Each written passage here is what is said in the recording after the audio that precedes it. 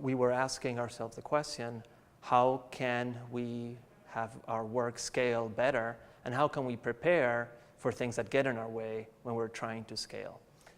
So we brought together many practitioners from different labs and universities and some funders to share the stories about when things went wrong. We think that when things fail, they hide an important lesson, and we wanted to discover those lessons in our group. So our group came together, and each one of us shared a story about a project that started off but didn't scale. Every one of our projects were creative, they had innovation, they had a theory of change that was compelling, they had buy-in from stakeholders, and they had buy-in from the users and the community, and yet each one of them had something that didn't allow them to grow as expected. And as we worked together, we identified some of those common elements.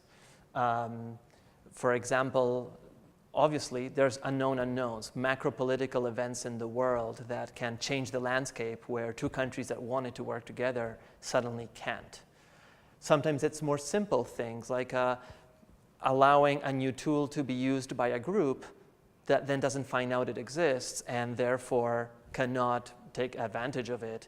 And just because of a lack of marketing maybe, something that could have changed many lives never does because everybody's too busy with their daily job to try something new.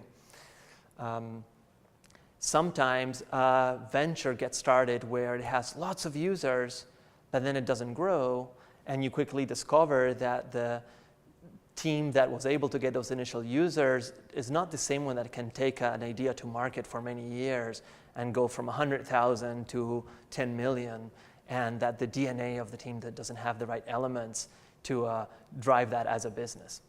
One of the projects that we discussed was a very interesting example of a product that could have changed the livelihood of millions, but yet it didn't.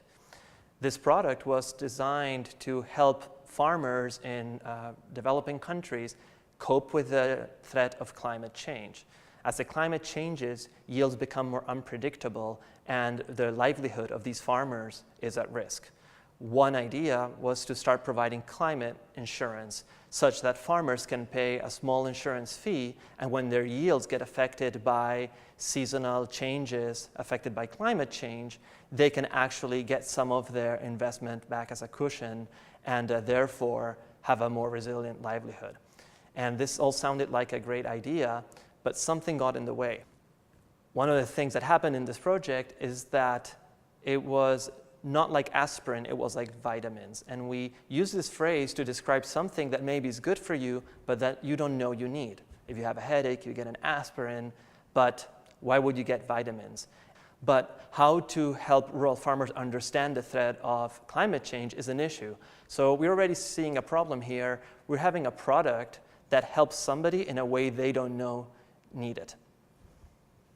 Then, insurance can be complicated to explain to a rural farmer. The notion of paying a premium so that you might get a payback in a future event isn't as clear. Farmers were saying, I'm paying my premium every year. Last year I had a good crop. I don't understand why I have to pay you this year too.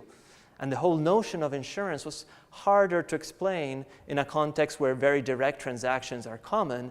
So now you're also seeing that the product may be a bit complex to explain, and how does it work and how does it benefit you is not directly tied to how you pay. So it was hard to market and hard to get ongoing acceptance from the people who pay for it.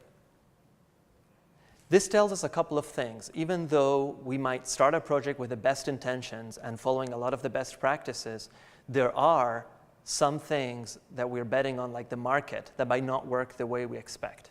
We hope that by working on our different projects and coming up with examples of how to avoid pitfalls to scale, we could at least make it harder to commit the same mistakes over and over and make the practice of labs around the world better as their projects grow.